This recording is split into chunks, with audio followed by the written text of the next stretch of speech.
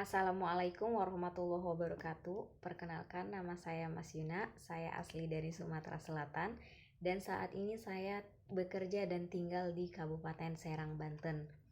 Saya ucapkan yang terhormat kepada Bapak atau Ibu dosen penguji yang telah hadir dalam seminar ini. Yang terhormat kepada Ibu Yeni Kuntari selaku dosen pembimbing saya, dan yang terhormat kepada teman-teman yang telah hadir dalam seminar ini. Dalam kesempatan ini, izinkan saya untuk mempresentasikan hasil proposal skripsi saya yang berjudul Pengaruh Citra merek Telkomsel terhadap keputusan pembelian oleh konsumen pada Departemen Ausol Nike PT Nikomas Gemilang, Serang. Bab 1 Pendahuluan. Dalam era modern seperti sekarang, merek telah menjadi salah satu pertimbangan utama dalam memasarkan suatu produk. Keberadaan suatu merek dapat dianggap penting karena merek dapat mencerminkan identitas suatu produk dan juga memberikan dampak tertentu bagi perusahaan dari citra yang ditimbulkannya. Telkomsel menyediakan 3 layanan prabayar, yaitu Simpati, Kartu As, dan Loop. Sementara layanan pasca bayar hanya tersedia Kartu Halo, dan jumlahnya sangat kecil dibandingkan dengan pelanggan kartu yang lain.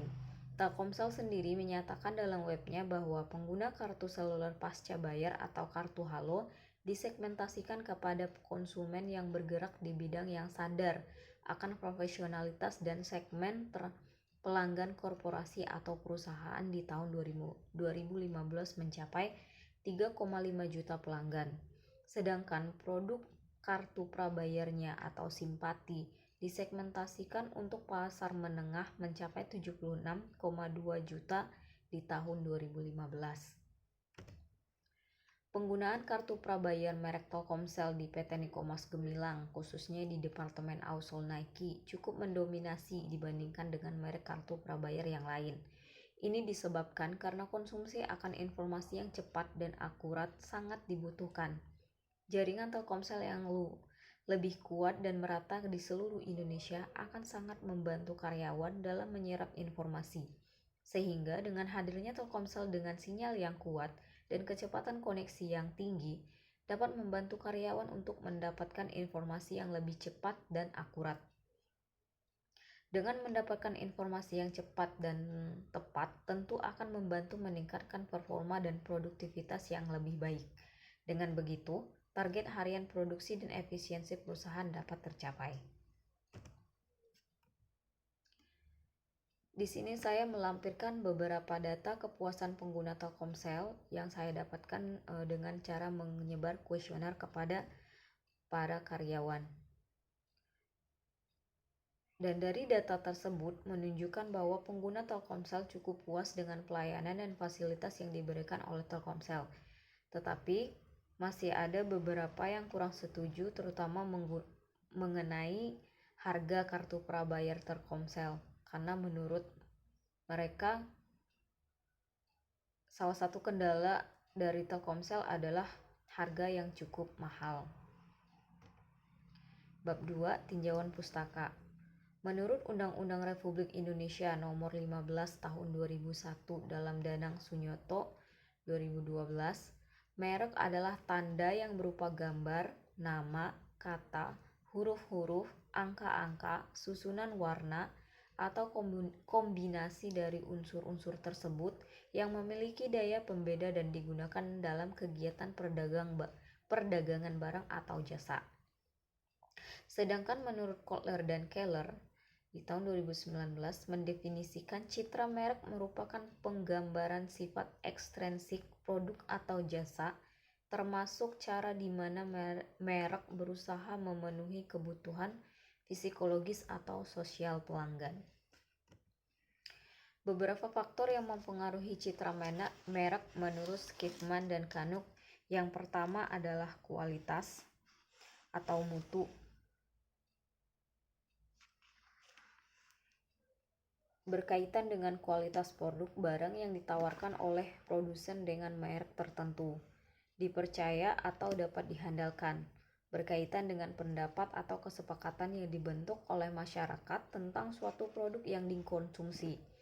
Yang ketiga adalah kegunaan atau manfaat yang terkait dengan fungsi dari suatu produk barang yang bisa dimanfaatkan oleh konsumen.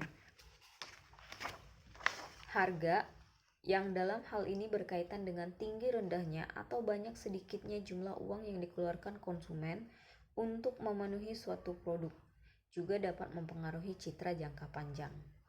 Yang kelima adalah citra yang dimiliki oleh merek itu sendiri, yaitu berupa pandangan, kesepakatan, dan informasi yang berkaitan dengan suatu merek dan produk tertentu.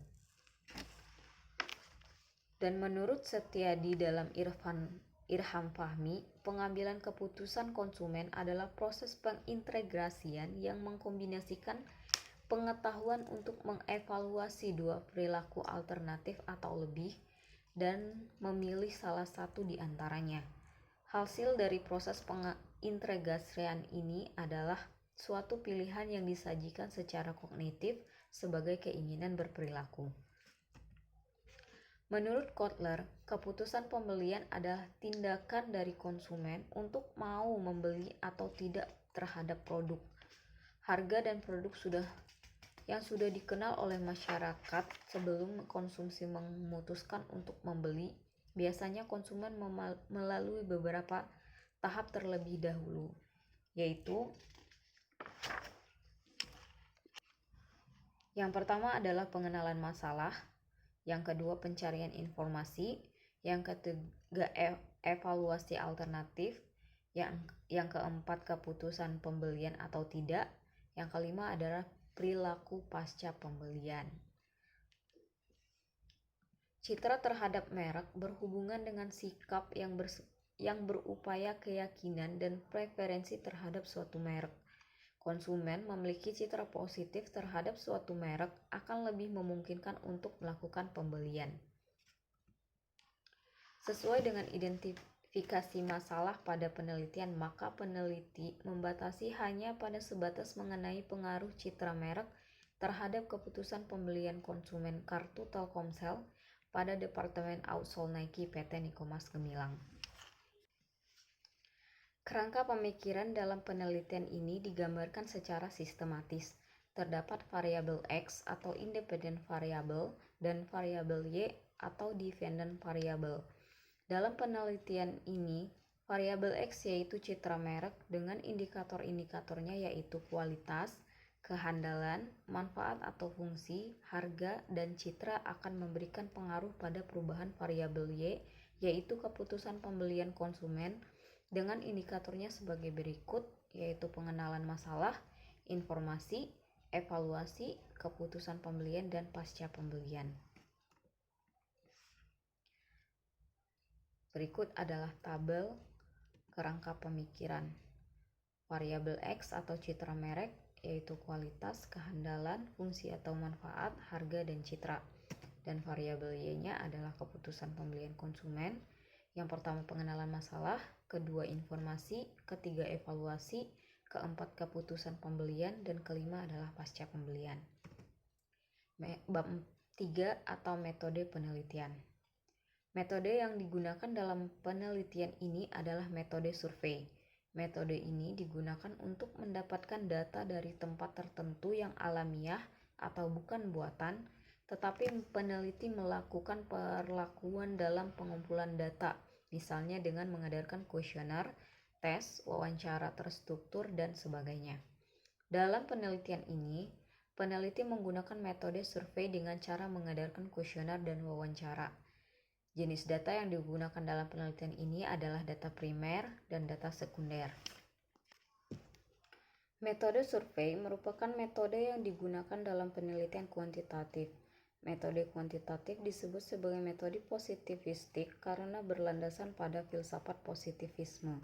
Metode ini telah memenuhi kaidah-kaidah ilmiah yaitu konkret, empiris, objektif, terukur, rasional, dan sistematik.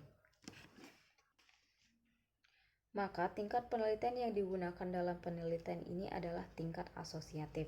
Tingkat penelitian asosiatif merupakan penelitian yang bertujuan untuk mengetahui pengaruh ataupun juga hubungan antara dua variabel atau lebih. Dan hubungan yang digunakan dalam penelitian ini adalah hubungan kausal. Hubungan kausal adalah hubungan yang bersifat sebab akibat atau variabel independen dan variabel dependen. Objek penelitian yaitu populasi dan sampel. Populasi adalah wilayah generasi yang terdiri atas objek atau subjek yang mempunyai kualitas dan karakteristik tertentu yang ditetapkan oleh peneliti. Dalam penelitian ini, maka ditetapkan populasinya adalah berdasarkan jumlah karyawan yang ada di Departemen Ausol PT Niko Mas Gemilang, yaitu sebanyak 1.600 karyawan. Dan sampel adalah bagian dari jumlah dan karakteristik yang dimiliki oleh populasi tersebut. Berdasarkan berpedoman pada rumus Slovin yaitu sebagai berikut: N sama dengan N dibagi 1 plus N dikali E kuadrat, di mana N dengan lambang N kecil adalah ukuran sampel, N kapital ukuran populasi, dan E merupakan presentasi kesalahan yang ditolerir dalam pengambilan sampel, biasa menggunakan 10%. Dan maka perhitungan sampel dengan menggunakan rumus Slovin, peneliti menemukan sebanyak 94 responden dalam penelitian ini.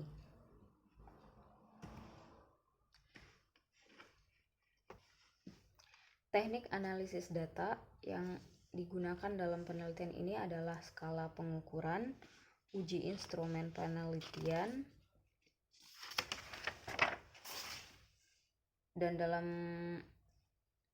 instrumen uji penelitian ada uji validitas dan uji reliabilitas. Analisis deskriptif, uji koefisien korelasi, uji signifikasi, perhitungan koefisien determinasi. Demikian presentasi dari saya. Saya menyadari dalam presentasi ini masih banyak sekali kekurangan ataupun kesalahan, mohon dimaafkan, dan saya menerima saran dan kritik yang membangun untuk kemajuan skripsi ini. Akhir kata saya ucapkan wassalamualaikum warahmatullahi wabarakatuh.